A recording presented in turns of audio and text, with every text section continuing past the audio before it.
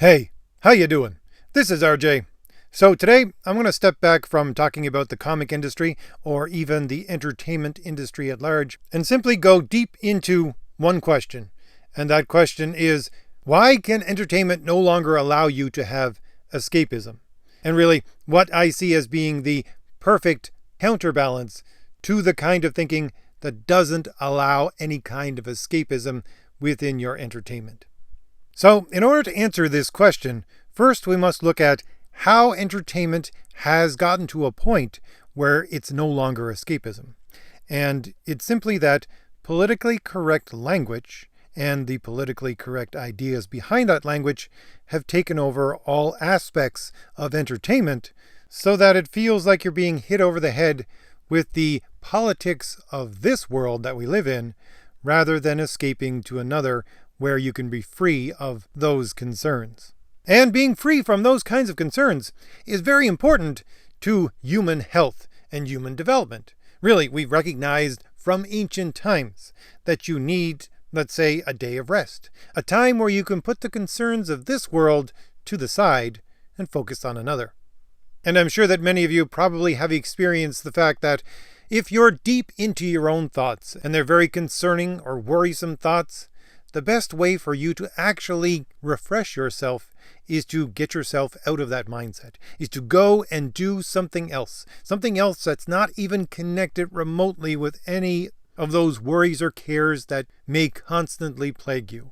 But with the takeover of entertainment by politically correct language and politically correct thinking and politically correct ideology, it seeks to always drag you back into this world. You're always waiting for that other shoe to drop when you're watching a show or a movie or reading a book or a comic or playing a game. You're going to say at some point, yeah, there it is. There's the pulling of me back into this world to let me know that I cannot escape it.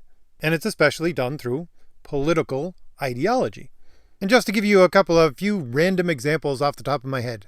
There was a lady about 2 years ago who wanted to publish her first novel, but her novel included ideas of slavery, but in a sci-fi setting. And as soon as that little tidbit hit the public consciousness, she was attacked until she canceled the book that she had been working on for several years. Look at the fact that they're trying to change, or possibly have changed already, that you no longer can have orcs within Dungeons and Dragons settings. Not in their traditional way anyways. Why? Because they think of it as being connected to ideas of racial superiority in this world. Or how about the general fact that there is a constant, whether you know it or not, attack on the idea of using aliens of any kind within science fiction and fantasy. Why? Because the politically correct crowd say that, no, you see, Africans who were brought over to America as part of the slave trade are the quintessential aliens because they were alienated from everything that they knew. And therefore, to use aliens of any kind, you're representing them. And if you represent them in a bad light, then you're being an ist or a phobe. And I myself can attest to the fact that listening to Marvel podcasts from the people who run Marvel, the person who was the vice president of content, second in control of the entire comic line for about 10 years, talking constantly about privilege, about representation, about diversity, about intersectionality. Her personally created podcast focused on these things as themes for entire years. And it all boils down to the fact that if you're not politically correct when you create some kind of entertainment, it's going to get attacked. And if possible, it's going to get destroyed by the people who believe in politically correct language, ideas, and ideology. So it's necessary for a moment to look at where this idea of politically correct actually came from. Well, as a term and as a movement, it is an old Soviet term. The Soviet term for in accord with the party. If you said something, did something, thought something that was not in accord with the political party in control of the Soviet Union, and you lived in the Soviet Union, and by the way, that would be the Communist Party because that was the only recognized party.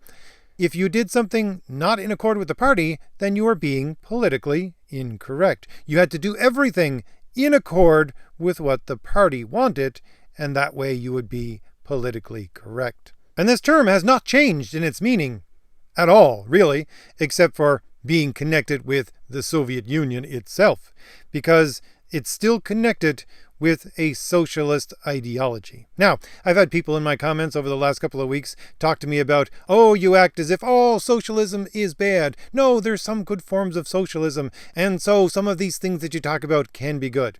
I would argue no. Because the fundamentals of socialism contradict the fundamentals of justice itself. Because the fundamentals of socialism all go back to an idea where the state, the society, is actually more important than the individual.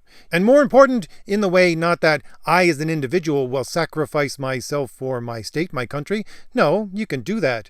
But it's more, I at the top am going to sacrifice you, the individual, whether you like it or not, for the good of the state. This is the idea behind social justice. The idea that for the greater good, we're going to sacrifice you, whether you like it or not. Again, if you want to sacrifice yourself, if you have an entire country of people who say, yes, I will sacrifice myself for the common good, then that's great. That's actual justice. But as soon as the state says, no, we're going to sacrifice you against your will, then no.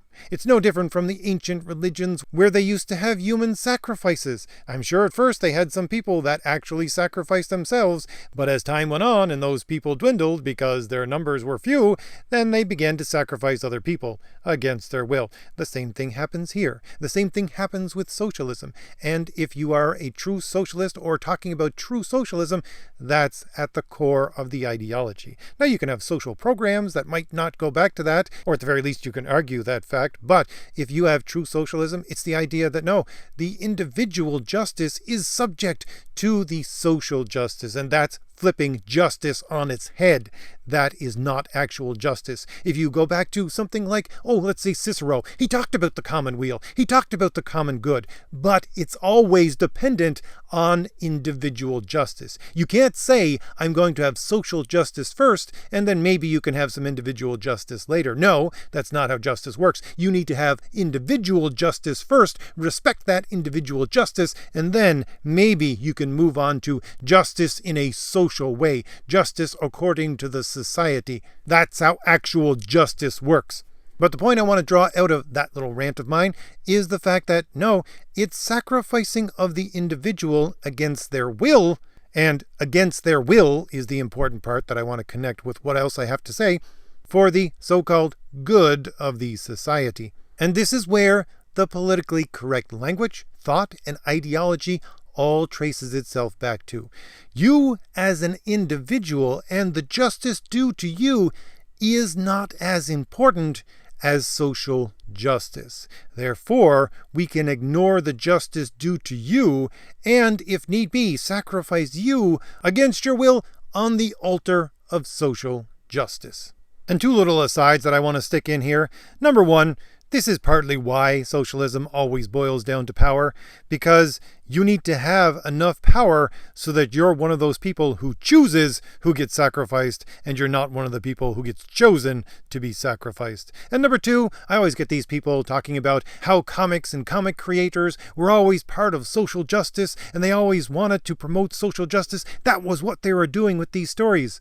No, they weren't. If they were fighting for social justice, it was a term of social justice, an old term of social justice connected to something like Cicero's common weal, not the current idea of social justice, which has been corrupted into what you see around you today of sacrificing others for a common good. But back to the question at hand, the question about how and why entertainment now takes all escapism out of its product, if it indeed is a product at all, and not just a means of propagandizing people. So, if escapism is destroyed by politically correct language, thought, and ideology infiltrating entertainment, and that politically correct language is directly set upon the ideology of socialism, what is socialism using this destruction of escapism for? So some people would compare what we see around you in the entertainment industry and society at large right now as being a struggle session. Now, if you don't know what a struggle session is, Once again, it's connected to the Soviet Union and then to the Communist Party of China, and it's basically a form of torture where they would ritually humiliate people in front of large crowds in order to break their will to make sure that they only followed the politically correct ideology. That is to say, they only thought, did, acted in accord with the party, and they were shamed for ever having questioned whether they should act according to their own will over and above the will of the party. I would say that it is more akin to a critical session. Now, a critical session was more like being called down to the principal's office and being dressed down and humiliated by that person and possibly a few others in the room so that you didn't have to get to the point of a struggle session. I suppose it's a bit of a hybrid of both. And when I think about it, I always think about, well, an older movie. I think it's an Academy Award-winning movie, a Robert Redford movie called The Horse Whisperer. And I'll explain why I make that connection, and you'll probably see right off the bat why I'm making that connection once I explain it. You see, that movie is based upon a real-life person who really does what Robert Redford does in the movie. That is to say, he trains very difficult horses who cannot be trained by anyone else in a way that doesn't use any physical punishment at all. You don't whip the horse or anything else. He uses an entirely different form of control over the horse in order to break the horse. And when the movie came out, I was very intrigued by this idea and actually went to some documentaries that were made about this man, of him talking a little bit about how he did what he did and how other people psychologically talked about why this worked. And here's how, if I remember correctly, the process actually works. The whole thing was set upon the fact that horses are social animals. So you have this horse who is typically antisocial to begin with because you have a difficult horse. And you take it and you separate it off from all the rest of the horses so that the only one it has any social contact with is the trainer. And then, after it gets used to the trainer just being there and being around, so that it's the only social contact that the horse has, then the trainer begins to socially ignore the horse, in a way that the horse recognizes as being the trainer actually socially ignoring them. And so, the horse becomes starved for any social contact whatsoever. Because, again, the horse is a social animal. And as it becomes more and more starved for this social contact, and he only has one other being in order to get social contact from, which is the trainer, then the horse starts to submit to anything the trainer will ask of him in order to be brought back into a social circle. It's not so romantic when you know how it actually works, is it? But here's the point of me going over all of this. We have recognized as a race, well, since ancient times at the very least, that man is a social animal. And for socialists, they definitely recognize that man is a social animal, and they think of man as only a social animal. They're an animal no different than the horse. And so this is one of their social ways of training a person so that they bend their will to the group, so that they're allowed back within the social circle. This hybrid critical struggle session that we see around us today is for that exact thing.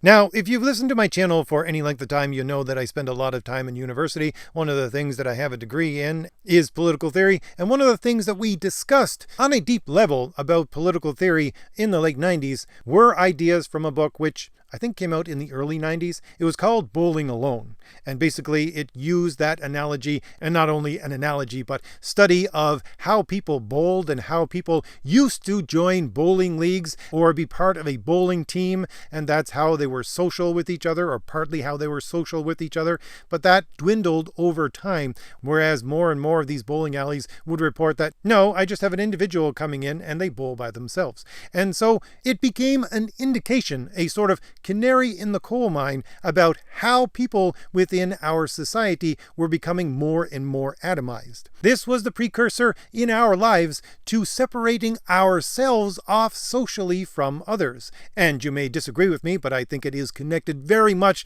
to the ideological struggle that has been going on within our societies for the last 100 years, or at the very least for the last 70 years. But you see, people within our societies, I would say North American and European societies, have become more and more atomized because we were separating ourselves off from all social contact. Those normal avenues of social contact were being destroyed one by one, either by our own choices or things like destruction of the family unit as we knew it to be, being replaced by social programs, or the idea of being part of an organized religion that would take care of you if something came up, again, being replaced with social programs. All of these things, whether they were meant to or not, help to socially isolate the individual within our society. So much so that I would say, at the very least by the 90s, you had many individuals who were so socially starved that the only thing that they really had left in order to connect with others socially was their stories. That is to say, was the stories that they enjoyed. They were able to connect with others through these stories, and at the same time use that as escapism in order to rejuvenate themselves in their own lives and their own choices. And the reason why I would say this was a organized thing, at the very least on a small level, if you just look at the works of someone like Saul Alinsky, or the person who has written the more modern version of what Saul Alinsky had to say, Robert Creamer, they go into the fact that, yeah, what you need to do with conservative people, people who oppose the socialist idea, is to make them isolated and alone, or at the very least, make them feel isolated and alone. And this is no original thought on their part. Again, you can go back 100 years into the political statements and motivations of the socialists of, let's say, Russia, and look at those historical documents and say, yeah, if you want to build up your support, start with the isolated and alone. That's who you go for. And the point being that, just like that horse, that difficult social animal who was cut off from the rest of the horses, put into a pen where he couldn't interact really socially with very many other people and only had one outlet left, then that outlet turned on him in order to break him. So it is with people and their dependence upon stories. If the only thing that you have left to connect you socially to other people, and you're a social animal like we are as human beings, and then these politically correct commissars come and say, well, look, I'm going to make all of your entertainment just run through with these politically correct ideas. Either you agree with me, and then you're allowed to participate in this last bit of social contact that you have, or if you don't agree with me, then you are cut off. You are no longer allowed to join within this social circle. You're no longer allowed as a social animal to participate socially with anyone else.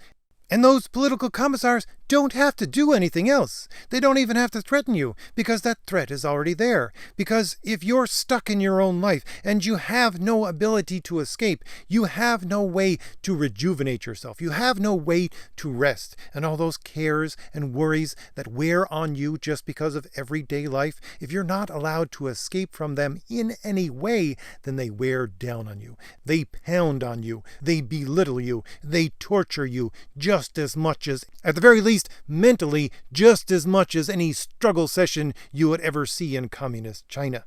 And in order to escape that, they give you a very easy out. They say, all you got to do, if you want back into this social circle, which allows you to be healthy, which allows you to escape, all you got to do is bend the knee. All you got to do is say, my will is subject to the will of the party. And that's the why of why are you no longer allowed to have escapism within your entertainment anymore. But I want to move on from that and talk about what I see as being the destruction of this kind of mindset of you needing to bend the knee. And as a classical thinker, I'm going to go back to classical thought and try to explain how I see this and what is going on within these kinds of struggle sessions. Now, while I agree that the social part of all that I have just discussed is extremely important, I don't think it has ultimate importance in this mechanism that I just described. It has a secondary importance, the primary importance being, of course, the breaking of your will. Now, of course, the socialist-minded person would only stop there and say that everything is social, but I'm not one of those people, and I can go beyond that and discuss what is going on in the background. Because I'm sure more than one of you would say to yourself, I could resist that. I could take this struggle session and I could get through it. If it's only social pressure, I can make sure that I go through that entire thing. because I have a will of my own. I have a strong will. I could abandon all of that social part, even if it's every last social thing, and cling to what I know to be right. And there are people like that. I would say they're probably few and far between, but there are people like that. How do they get to be like that? Where does that strength come from? And ultimately, how does this kind of struggle session seek to destroy that as well? Well, the key to all of this is the very notion that I can cling to what I know to be right. And at the same time is expressed in the idea of why, if these people are wanting to engage us in this social manipulation, why can't they just do it in a positive way? Why can't everything be a good story and sell it to us that way? Why can't these things be attractive? Why do they always have to do it in a negative way, be destructive? Well, the answer to both of those things lies in the same thing. You see, they can't present you with anything good. They can't present you with anything true. They can't present you with anything beautiful. The very notion of this struggle session is to destroy all other notions of the true, the good, and the beautiful within your mind. And here's why. The struggle session is meant to subject your will to the will of another by you acknowledging that the only good comes from the party. The only good comes from the society, not from me, the individual. But the idea of the true, the good, and the beautiful, that is an idea that you, as an individual, using your will, can access the very fundamentals of the universe itself and understand things according to what is. So I'm going to give you my 2-cent version of this, and that's all that it is. Don't depend on this for any real academic rigor besides the fact that I'm sketching this out as lightly as possible.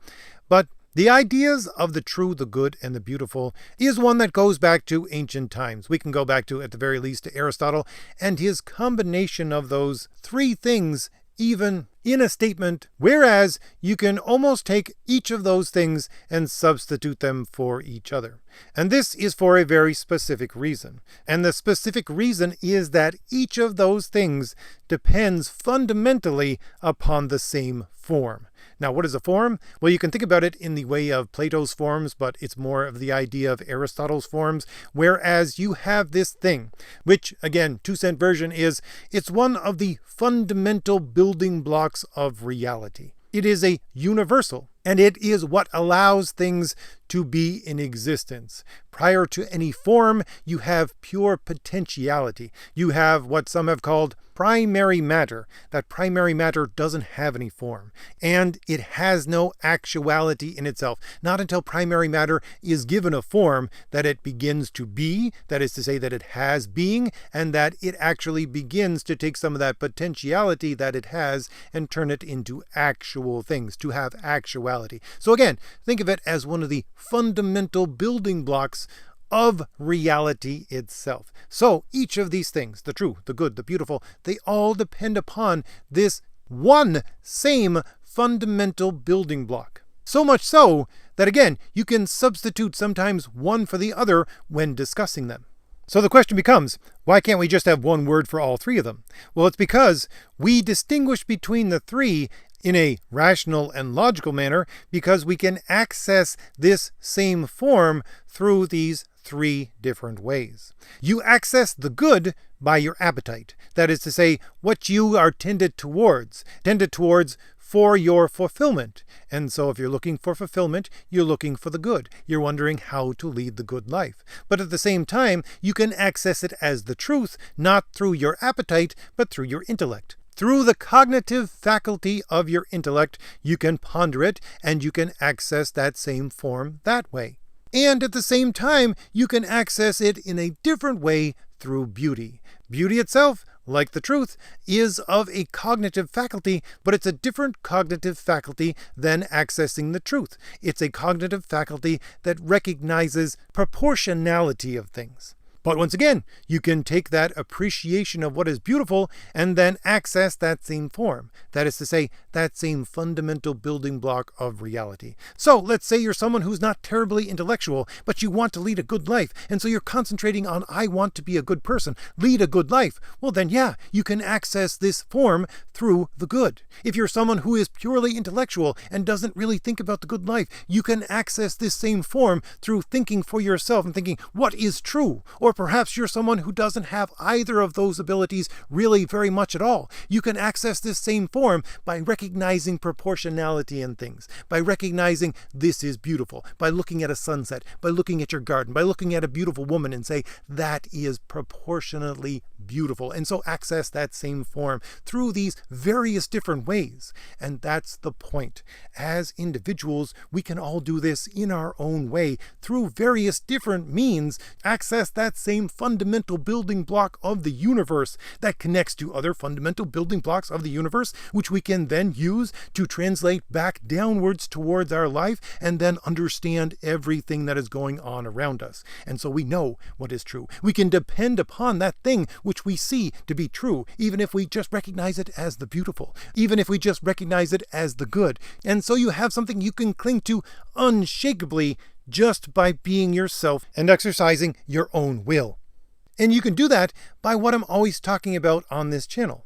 You can do it according to the beautiful by taking a piece of art and doing it according to reality. That is to say, you're recognizing proportionality in things around you, and you're taking an idea and putting together a proportionally relevant idea in your own mind and then bringing it into external matter. And so you can access the beautiful by being artistic. You can do it intellectually through logic. Learn about what is true by following this exact process that I just talked about, by going upwards from what you see around you to a universal and then taking that universal back down towards your own life and understanding things through logic and reason. But really, since we're talking about stories, since this entire thing is, as I said, right now relevant to the idea of story, where most people only have stories as their connection to those people around you, the best way to do this is through the idea of a hero.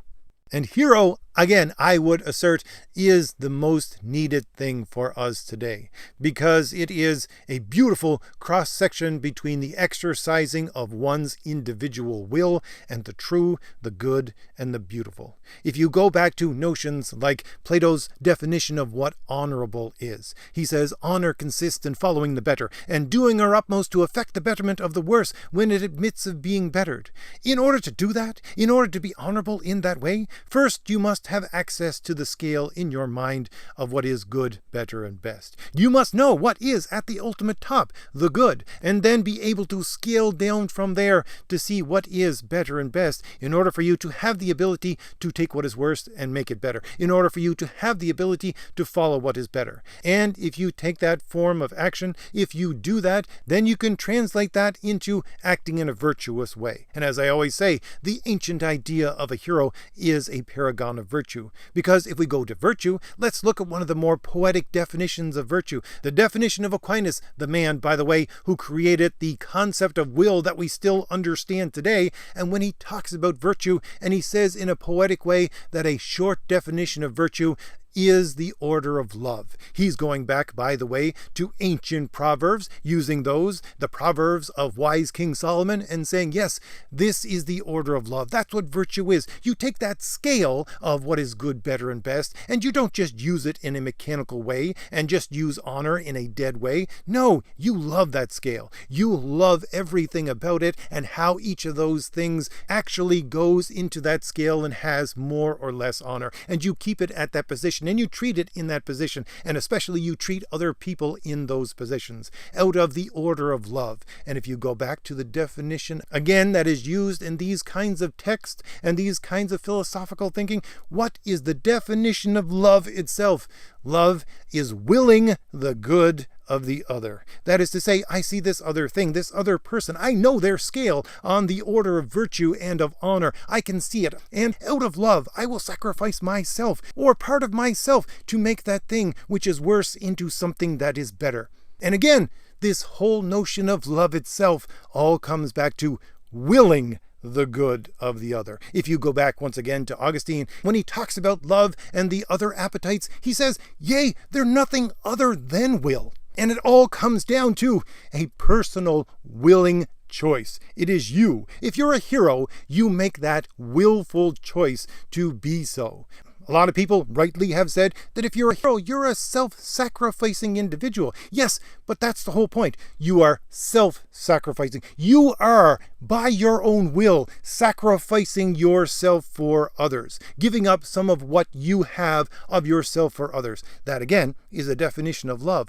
And that love expands to a love for justice. Even if he has no personal connection with those people that he might save, he has a love for justice, so much so that he will do the just thing always, which is to render to everyone what is their due. If you were to, let's say, save some person simply by random chance and not have any willful choice in the matter, you're not a hero. That is not what a hero is. The hero must first say, yeah, I choose this. I choose to purposefully give up something that is part of me, part of who I am, or even my own self. That's a willful choice. Self-sacrificial, willful choice. That's a hero. It connects exactly with those virtues, being honorable. And what more, it's why they call all of these virtues habits. A virtue is a habit because it is the training of your will to be inclined towards acting in that way. Again, being inclined towards the good life. That's the appetite.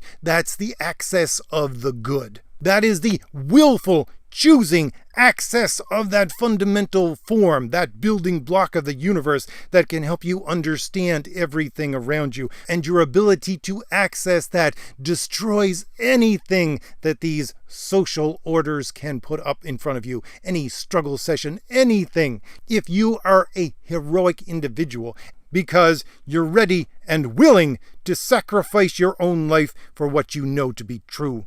And that's why these people are so dead set on destroying any idea or notion of a true hero within these stories. They're not just robbing you of any kind of escapism, they're robbing you of the key to escapism itself, because looking at a hero on the page inspires you to be heroic in your own life. You say, yeah, I want to be like that. Yeah, I want to access what they access in order to be heroic myself. I want to be honorable. I want to be virtuous. And that allows you, once again, access to those fundamental building blocks to be heroic through the true, the good, and the beautiful. So, if I've given you anything new to think about, hit like, hit the shield in the lower right-hand corner of your screen to subscribe, and leave me a comment. Tell me what you think about all this. All right, I'll see you later. Bye.